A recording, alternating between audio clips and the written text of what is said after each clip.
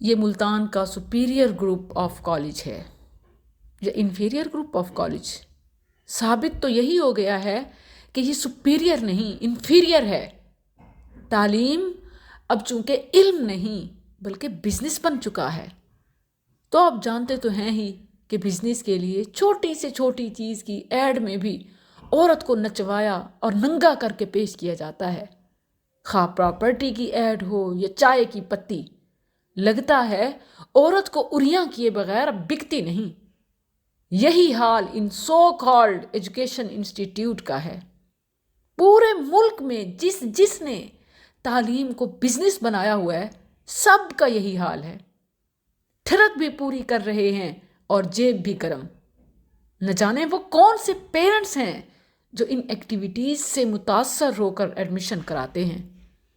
ایسے والدین کہلانے کے نہیں بلکہ گناہ کے دلال کہنے کے حقدار ہیں، اور ایسے ادارے سپیریئر نہیں انفیریئر ہیں، علم و نور کے چراغ نہیں ڈارکنیس کے علمبردار ہیں، معاشرے کے دامن پہ بدنما داغ ہیں، کلک ہیں۔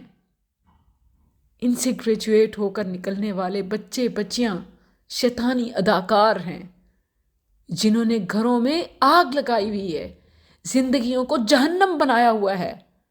گھر میں نماز قرآن تو دور، اللہ رسول کے نام سے بیزار ہیں۔ واللہ میں ایسی گرینڈ مدر سے میٹنگز کر چکی ہوں جو رو رو کر یہ واسطے دیتی نظر آتی ہیں کہ ہماری اولاد کو بچا لیں۔ قرآن دیکھ کر پڑھنا نہیں آتا اور یہ ڈسکو کے سارے سانگز یاد ہیں۔ گھروں میں بھی لباس ایسا کہ ڈرائیورز، کک، امپلائرز، ورکرز سب کے سامنے والدین زمین میں زندہ کر جائیں۔ ایسے اداروں کا انتخاب کیوں کرتے ہیں؟ یہ کوئی پہلی بات نہیں، ایسا کوئی پہلی بار منظر عام پر نہیں آیا۔ یہ سب کافی عرصے سے ہم دیکھتے آ رہے ہیں۔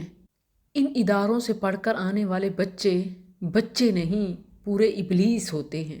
مجال ہے جو بڑوں کی کوئی بات سنیں یا اللہ رسول کا نام لیں، اگر انہیں کوئی نصیحت کی جائے، دین کی بات کی جائے، تو یہ صرف دین بیزار نہیں بلکہ آدم خور بن جاتے ہیں، کاٹ کھانے کو دوڑتے ہیں، اور یوں گھر میں بڑے بزرگ خاموش رہنے کو ہی عافیت سمجھتے ہیں۔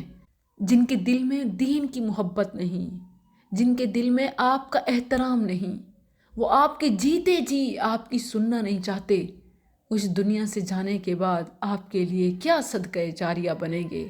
آنکھیں کھولیں اس سے پہلے کہ ہمیشہ کے لیے بند ہو جائیں۔ تعلیمی اداروں کا انتخاب سوچ سمجھ کر کریں، کیوں اپنے ہاتھوں سے اپنی دنیا